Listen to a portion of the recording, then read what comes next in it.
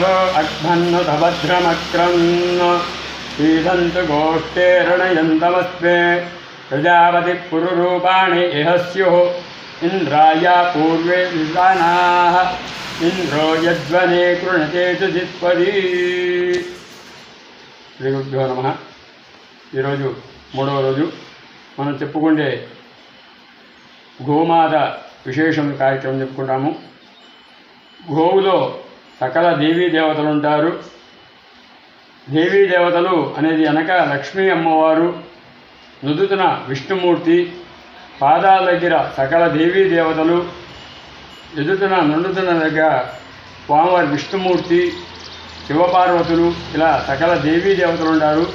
అందుకనే ఎవరైనా గోదానం చేస్తారు అంటే ఎవరైనా కాలం చెందిన తర్వాత వాళ్ళకు గోదానం చేస్తారు, లేదంటే ఇంటికి గృహప్రవేశానికి పోయేటప్పుడు గో పూజ చేస్తారు, లేదంటే ఏదో పుణ్యావాదనకు కానీ, బాల దోషాలకు కానీ, ఏదైనా ఇంట్లో శంకుస్థాపనలు కానీ, వివాహాలకు కానీ, దేనికైనా సరే ఏ పుణ్య కార్యక్రమాలకైనా సరే గోమూత్రంతో పుణ్యావాదన చేస్తారు।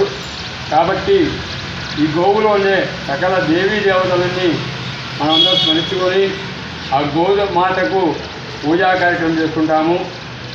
ముందుగా మనం చెప్పబోయేది గోమాతకు ఎన్ని విధాలుగా ఎన్ని విశేషాలుగా ఉంటాయో చెప్పుకున్నాము।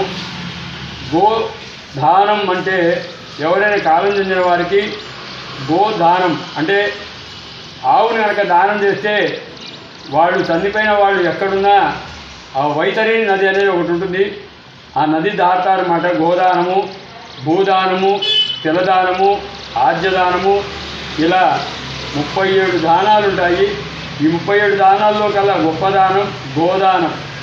ఈ గోవుని కనుక దానం చేస్తే మనము జన్మంటూ మళ్ళా మనకు ఉంటుంది। కాబట్టి గోదానం అనేది చాలా గొప్ప విశేషము। అదేవిధంగా గృహప్రవేశాలకు గోపూజ చేసుకుంటాము।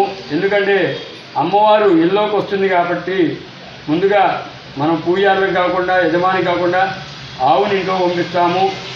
అదేవిధంగా తిరుమల దేవస్థానంలో కూడా సుప్రభాత సేవకు గోక్షీరము స్వామివారికి నైవేద్యం పెడతారు। ముందు గొల్లవారు పోయి, అర్చకుల వారు పోడు, గొల్లవారు పోయి ఆ గోక్షీరము స్వామివారికి సమర్పిస్తారు। అట్లా రకరకాలుగా ఈ గోవులో సకల దేవీ దేవతలు ఉంటారు। కాబట్టి ఆ గోమాతను అందరూ పూజించండి, గోవుని ఎవరు హింసించదండి। గోమాతను ఎంత మనం స్మరించుకుంటే మనకు అంత మంచిది। కాబట్టి గోదేవత అనేది అందరూ అమ్మవారిని కొలిచి స్వామి యొక్క అనుగ్రహం పొందవలసిగా కోరుతున్నాం। జై